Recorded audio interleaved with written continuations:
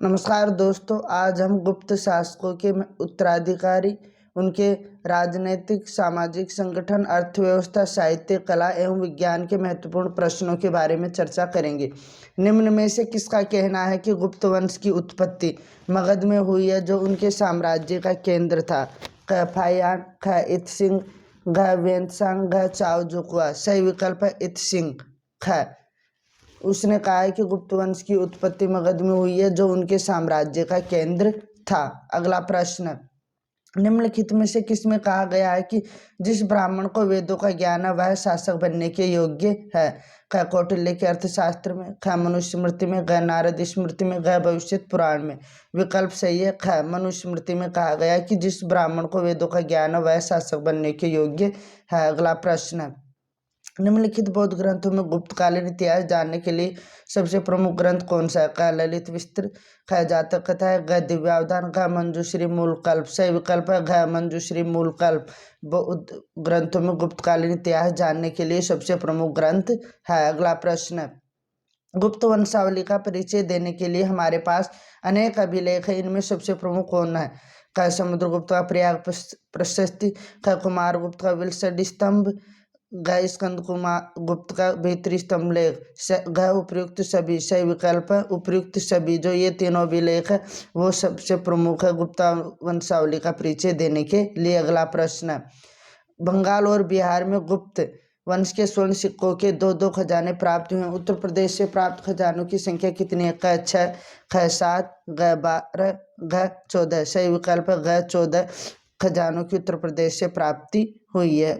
अगला प्रश्न, निम्नलिखित में से किसे प्राचीन भारत का सबसे बड़ा विजेता माना जाता है? क चंद्रगुप्त मौर्य, ख अशोक, ग समुद्रगुप्त, घ चंद्रगुप्त। सही विकल्प है समुद्रगुप्त। समुद्रगुप्त को प्राचीन भारत का सबसे बड़ा विजेता माना जाता है। अगला प्रश्न, निम्नलिखित में से किस शिलालेख में समुद्रगुप्त को पृथ्वी के सभी राजाओं को हराने वाला कहा गया है?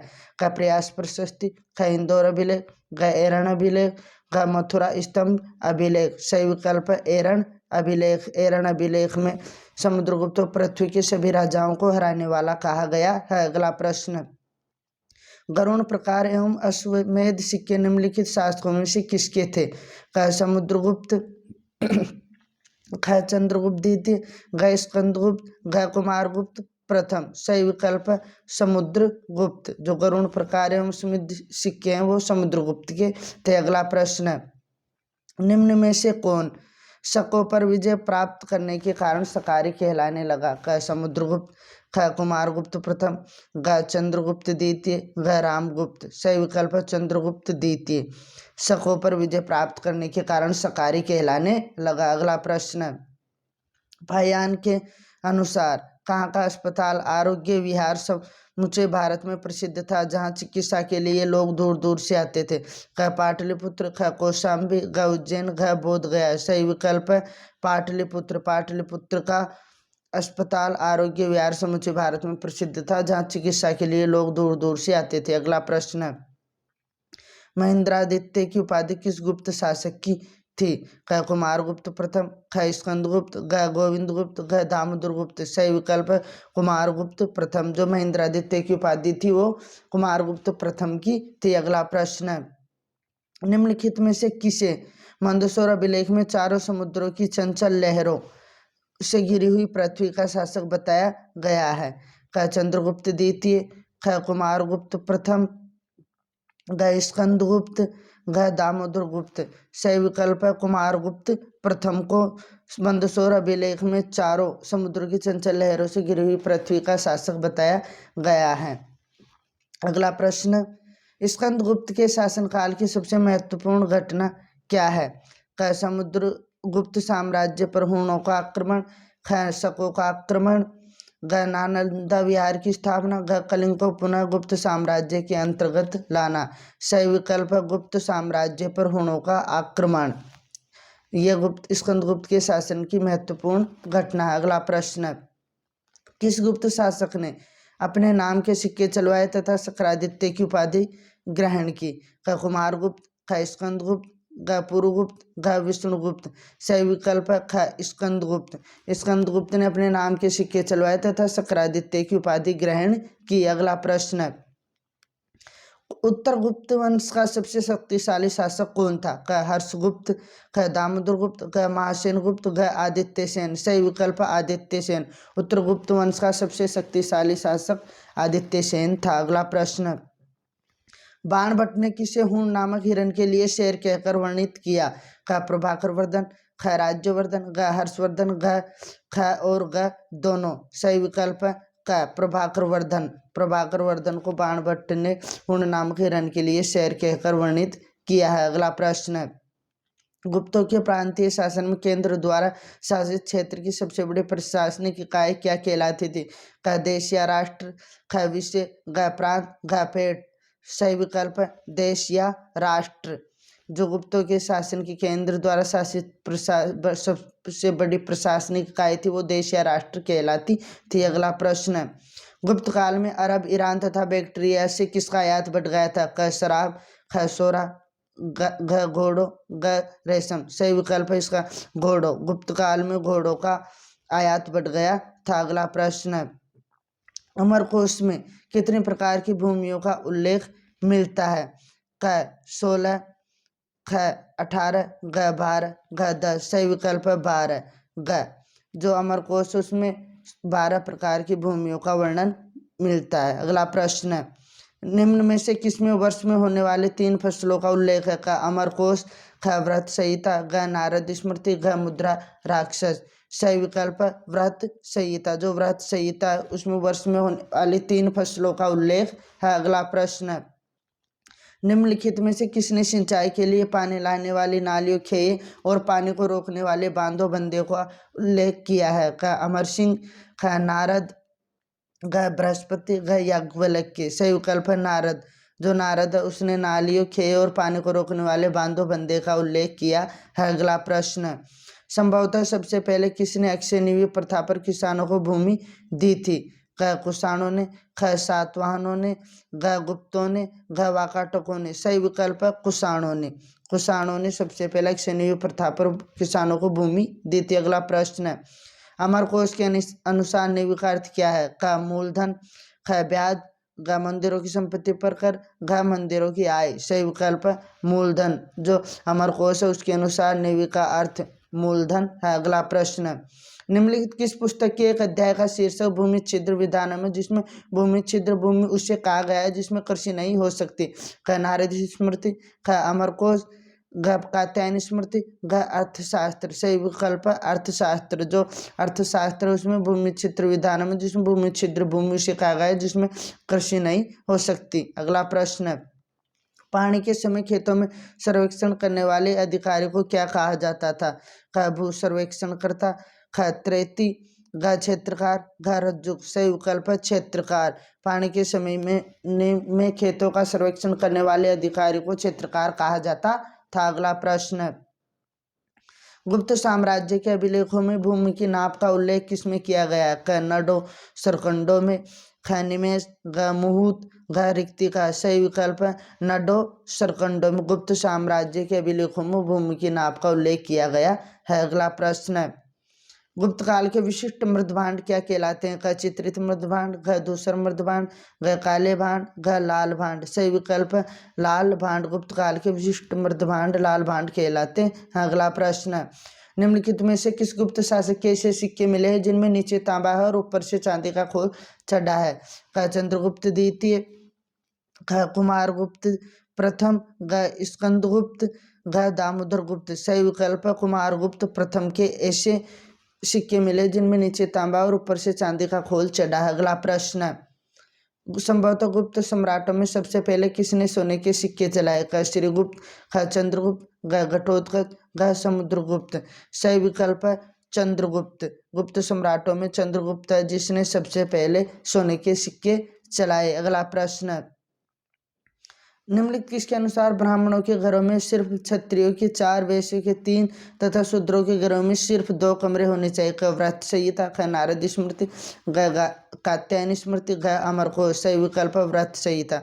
व्रत संहिता के अनुसार ब्राह्मण के घरों में 5, क्षत्रियों के 4, वैश्यों के 3 तथा शूद्रों के घर में सिर्फ 2 कमरे होने चाहिए। अगला प्रश्न, निम्नलिखित में से किसने कहा है कि संकट काल में ब्राह्मण दासों और शूद्रों का भी अन्न ग्रहण कर सकता था?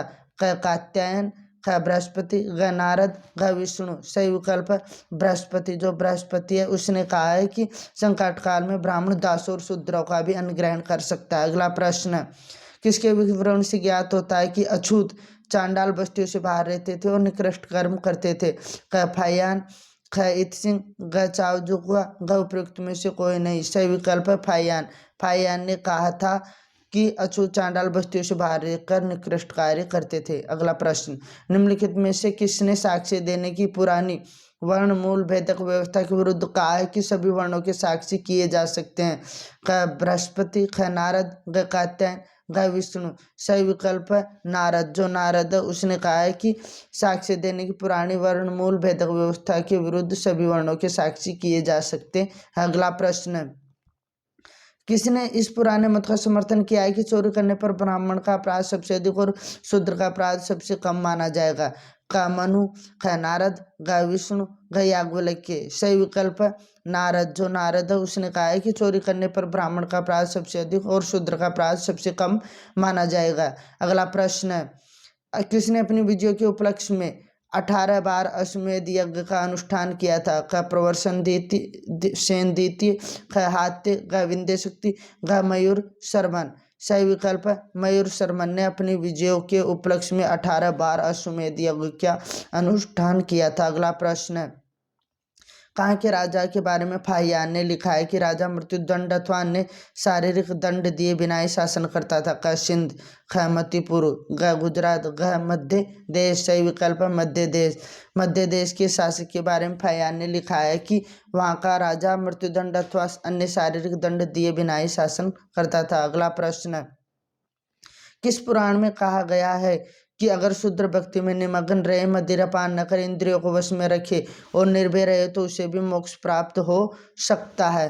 क मत्स्य पुराण, घ भागवत पुराण, घ हरिवंश पुराण, घ वायु पुराण। सही विकल्प है मत्स्य पुराण। मत्स्य पुराण में कहा गया है कि अगर शूद्र भक्ति में निमग्न रहे, मदिरा पान न करे और इंद्रियों को वश में रखे तो उसे भी मोक्ष प्राप्त हो सकता है। अगला प्रश्न, दास मुक्ति के अनुष्ठान का विधान सर्वप्रथम किसने किया है? क याज्ञवल्क्य, ख विष्णु, ग नारद, घ कात्यायन। सही विकल्प है नारद। जो नारद है उसने दास मुक्ति के अनुष्ठान का विधान सर्वप्रथम किया है। अगला प्रश्न है, यशोधर्मन के काल में मंदसौर प्रशस्ति की रचना किसने की?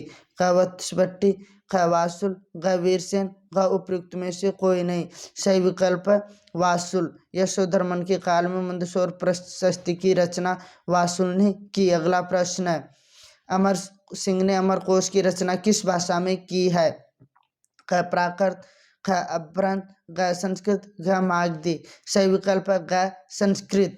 अमर सिंह ने अमरकोश की रचना संस्कृत भाषा में की है। अगला प्रश्न है, अजंता की किस गुफा को गुप्त काल का माना जाता है? क गुफा संख्या 16, ख गुफा संख्या 17, ग गुफा संख्या 19, घ उपयुक्त सभी। सही विकल्प है उपयुक्त सभी।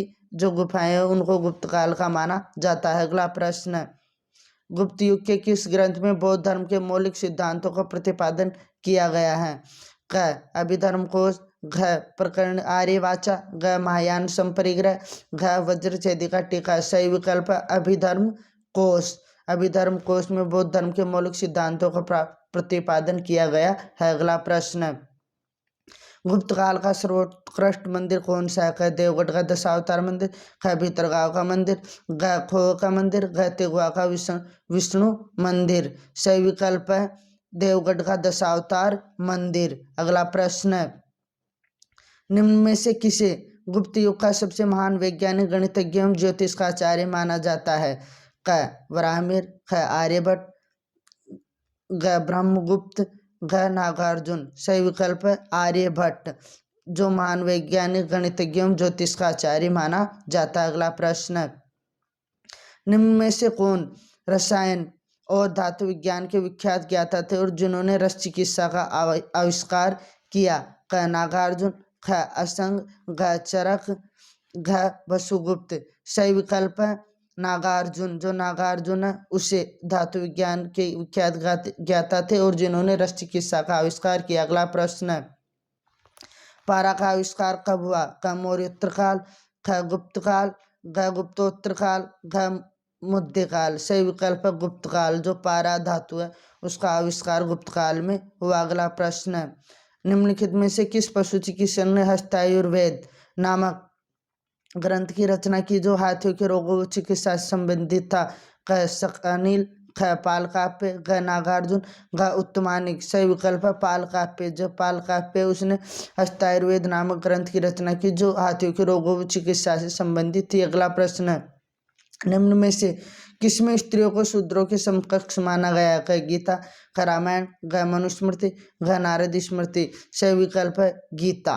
गीता में स्त्रियों को शूद्रों के समकक्ष माना गया है। अगला प्रश्न है, स्कंदगुप्त को किस स्तंभ लेख में शक्रोपम कहा गया? क कौम स्तंभ लेख, ख जूनागढ़ अभिलेख, घ प्रयाग प्रशस्ति, घ मंदसौर लेख। सही विकल्प है कहोम स्तंभ लेख। कहोम स्तंभ लेख में समुद्रगुप्त को स्कंदगुप्त को शक्रोपम कहा गया। अगला प्रश्न, हरिसेन किस शासक के दरबारी कवि थे?